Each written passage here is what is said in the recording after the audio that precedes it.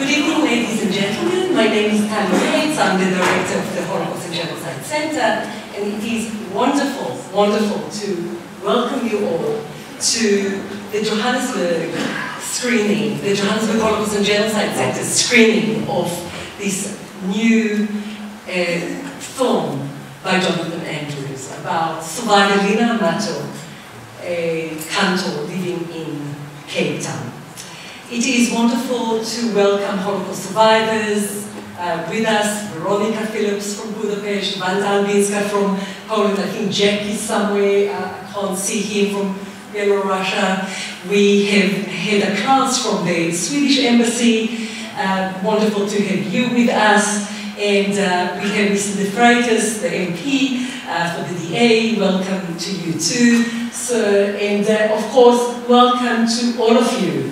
From Johannesburg, from Pretoria, even from London. So we are very, very happy to welcome you to, and from Senegal, I forgot, we have absolutely celebrities from Senegal. So it really is wonderful to have you here at the Holocaust and Genocide Centre and view an intimate film that Johnathan created. He will talk a little bit about it. I will allow you to introduce your film.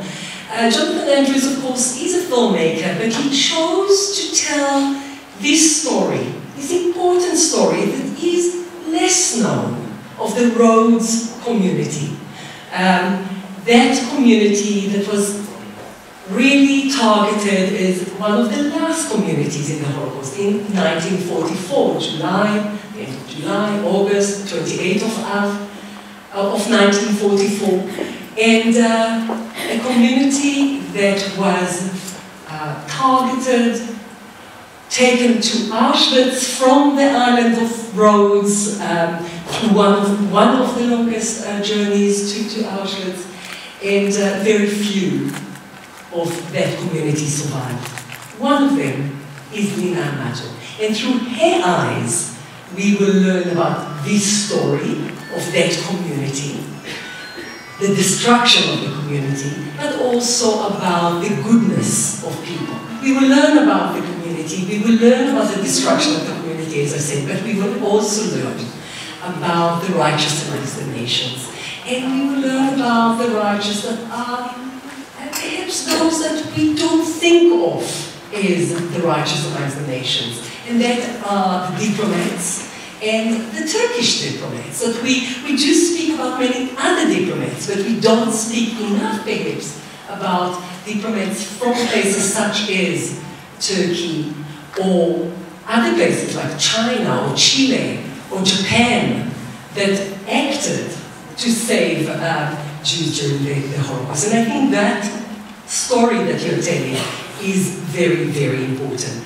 So, welcome to the centre. If it is your first time, please walk around. We have an exhibition upstairs called Deadly Medicine, Creating the Master Race. That is very, very powerful exhibition. I invite you to see that.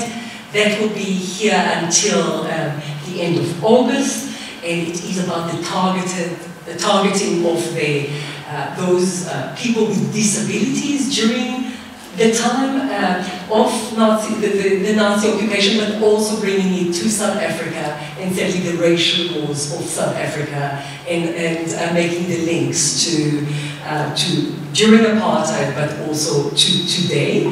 And we have a rich program that you are invited to attend. Our next lecture will be on Sunday, and that is at 3 o'clock on Sunday, with two professors from Stellenbosch University, Professor Stephen Robbins.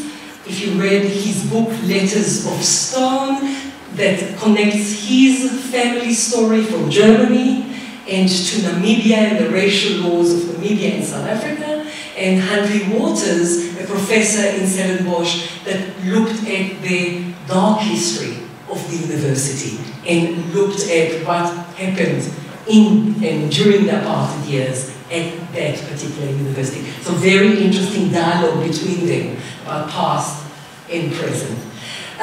Welcome. I I would like to introduce Johnathan Andrews, the director of the film, to tell us a little bit about the film. Then we will watch the film, and then kindly Johnathan agreed to take some questions and have a discussion after the film. Johnathan.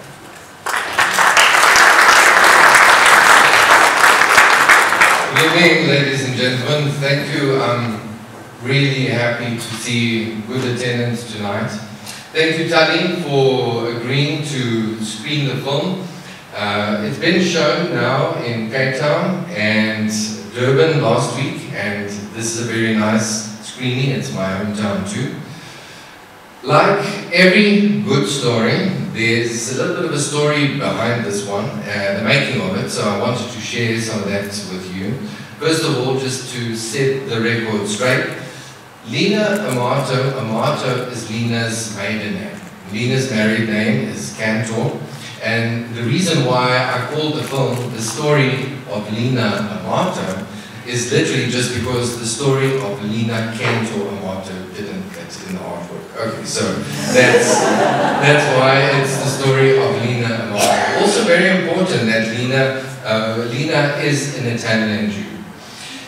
I'm going to, when I talk about the making of the film, immediately it comes to mind how I got to know about the story, and the story of Lina Amato. And it was literally during informal discussion with the Turkish ambassador 2-3 years ago, Kaan Essener, where he said to me, you're a filmmaker, and there's a lady in Cape Town with an old Turkish passport. This Turkish passport dates back to the Second World War, and there's a very interesting story connected to it. And my passion as filmmaker, photographer too, is to capture powerful human stories. And this one is absolutely no different. And I met Lina, and it was amazing, as Tali says, to get the story from her, which is maybe a little bit less known. And what's very important about this, I want to highlight. Now, this would be the very first production that I make about the Holocaust. When the ambassador said to me that there's this opportunity, I was very excited, although at that time the project couldn't go ahead for various reasons. But when I met the new Turkish ambassador last year, it was immediately that we agreed that we would do this film.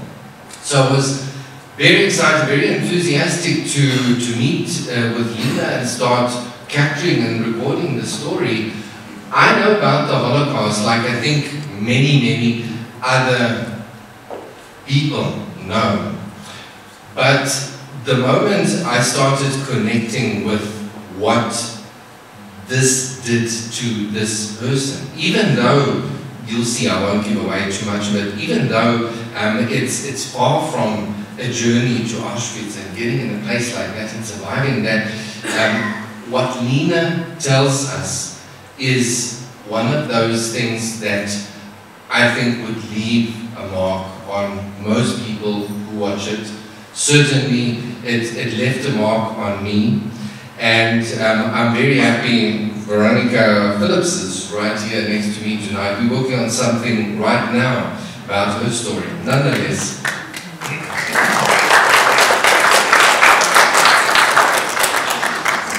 the journey included that I came to quite a dead stop in this production process, because I met Lina and I got her story. I spent many hours with her. I met Richard Friedman at the Cape Town Holocaust Centre, and I got his contribution. And then, of course, I conducted an interview with the Turkish ambassador because Selahattin Ulkerman is the Consul General on the island of Rhodes at the time, and he got awarded Righteous Among the Nations, and getting that Turkish perspective from her was very important. But having the story cut together on my workstation, I now had to find complementary footage to place in this story.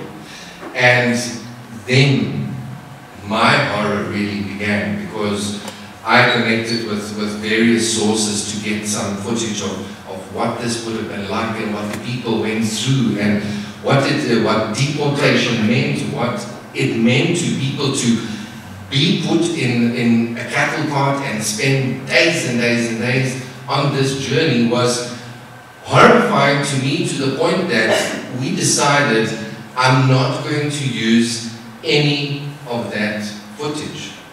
I can't, because when you listen to Lina's story, it's like her sitting across the room from you, and she is telling us what happened, how she saw it through her eyes, and it's a beautiful, it's a powerful, and in a very big way, it's an uplifting story as well. So I hope that you enjoy the screening, and once again, thank you for attending, Tali, and I'll be glad to take some questions afterwards. Thank you.